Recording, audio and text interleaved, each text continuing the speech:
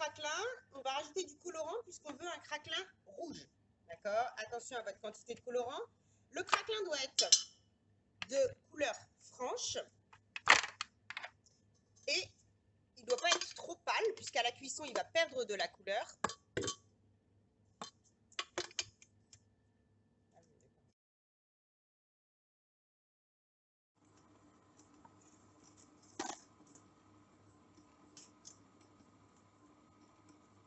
Ici, on a la couleur qu'on désire. On va mettre le crumble.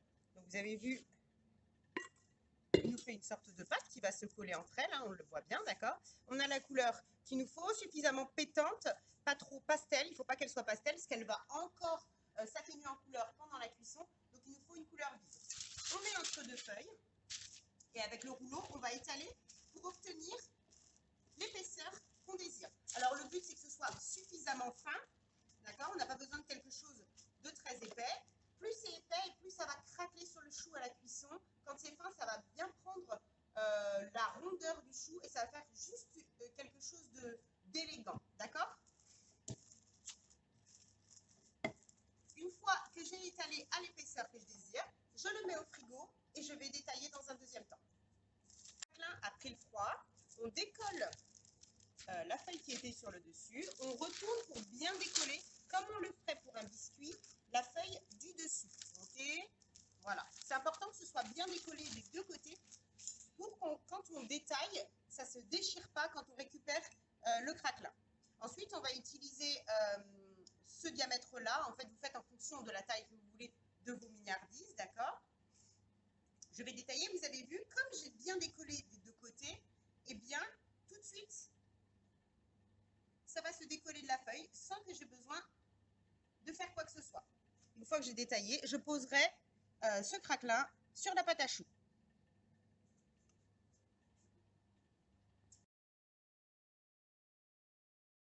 Suivre pour nos petits choux chantilly fraises, la pâte à choux. Donc un petit rappel rapide. Nous avons le beurre, l'eau, le sel et un sucre. Le sucre c'est facultatif, c'est à vous de voir. Voilà. Donc on rappelle, il faut faire bouillir tout ça. Alors faire bouillir, faites attention, toujours pareil, vous avez des petites quantités, donc ne faites pas bouillir pendant 2 heures. Hein. Un petit bouillon, ça suffit. Bien vérifier qu'il ne reste pas de morceaux de beurre. Voilà, ça bout. Une fois que ça bout, voilà, ça suffit. Il n'y a pas besoin d'aller beaucoup plus loin. Hein, c'est toujours pareil, sinon on va trop évaporer et on va fausser notre recette. On met notre farine pour faire notre panade. Voilà. Et après, nous allons la dessécher sur le gaz. Voilà, la dessécher pour obtenir. Voilà.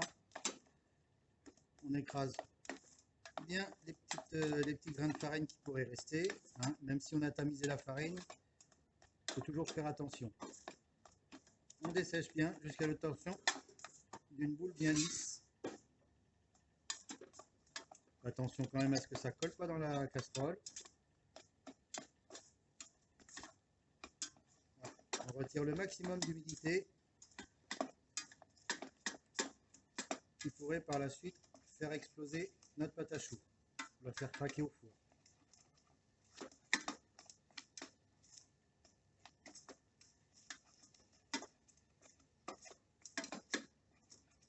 Une fois qu'elle est bien desséchée, on va la mettre à refroidir au batteur et après on va y incorporer les œufs. On a incorporé nos œufs en 3 fois. Hein. Donc voilà, on a une pâte à choux qui est un petit peu raide. D'accord? Donc sur des grosses quantités, on va rajouter un œuf ou deux. Sur des toutes petites quantités, moi ce que je vous conseille, c'est de ne pas rajouter des œufs parce que vous allez changer un petit peu la recette. Donc vous rajoutez un petit peu de lait ou un petit peu d'eau hein, pour arriver à la texture souhaitée. C'est-à-dire une pâte à choux lisse et bien brillante.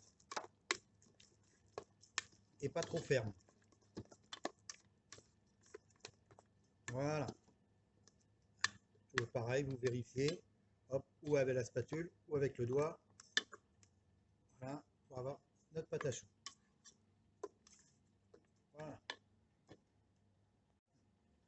Alors, notre pâte à choux est au point, on la met en poche. Donc toujours attention, vous qui n'avez pas l'habitude, hein, la poche, évitez de trop la garnir pour bien l'avoir en main. Il vaut mieux la remplir plusieurs fois, la garnir plusieurs fois qu'avoir des poches énormes sur lesquelles on ne va pas pouvoir maîtriser son pochage. Toujours très important. C'est pas du temps gagné de faire une grosse poche après. Et après, nous allons dresser nos choux.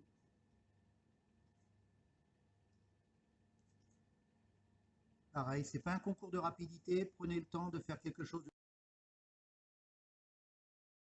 Nous avons dressé nos petits choux, on en a profité pour faire des petites carolines et des petits Paris-Brest. Hein. Surtout, profitez-en aussi pour vous entraîner à dresser le maximum de pièces en pâte à choux, des Paris-Brest, des éclairs, des glands, des religieuses, ce que vous voulez. Hein. Profitez-en, profitez, vous avez du temps à la maison ou en entreprise pour vous entraîner le pochage. Une fois que tout ça s'est dressé, donc sur les petits Paris-Brest, on a mis des amandes, on en a fait quelques-uns en éclair. Voilà, comme ça, après aussi, on pourra s'entraîner sur le glaçage. On revient à nos petits choux fraises chantilly. Donc, on a fait nos craquelins. On vérifie quand même bien que la pâte à choux soit froide, hein, parce que si elle est encore un peu tiède, on risque de faire fondre le craquelin. On pose le craquelin délicatement dessus et après, légèrement, on appuie un petit peu. Voilà. Pour que le craquelin adhère bien partout au chou. Voilà. Une pectine fraise, qu'est-ce que c'est une pectine fraise? C'est simplement en fait une purée de fraises qu'on va épaissir pour pouvoir l'utiliser, là en l'occurrence, pour les choux à la fraise. Je mélange bien la pectine, c'est une pectine NH avec du sucre semoule. On mélange bien ensemble comme ceci pour éviter en fait que ça ne fasse de grains. Si on mettait la pectine dans le liquide directement, ça ferait des grains. Une fois que la purée est tiède, je mets en pluie tout en mélangeant avec mon fouet pour éviter les grains. Encore une fois, j'ai bien la pectine et le sucre ensemble, bien mélangés. Voilà. Et ensuite, je vais amener à ébullition, une bonne ébullition pendant au moins 5 minutes, d'accord? Et mettre à refroidir sur ma plaque avec mon film comme une crème pâtissière.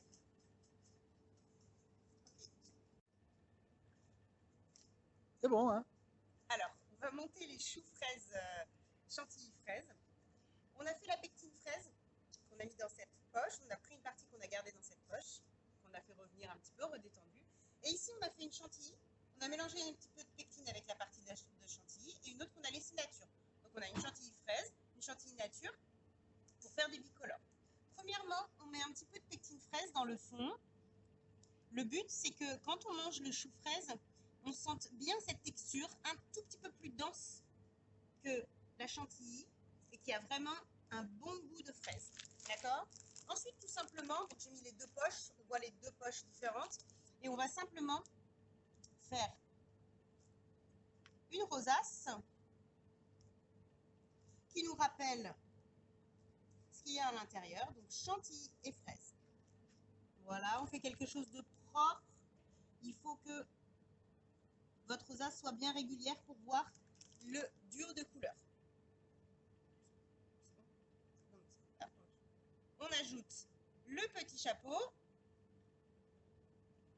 sur le dessus. On peut monter un tout petit peu plus haut en chantilly. Après, le but, c'est de ne pas faire quelque chose de trop grossier, trop... il faut que ça reste élégant.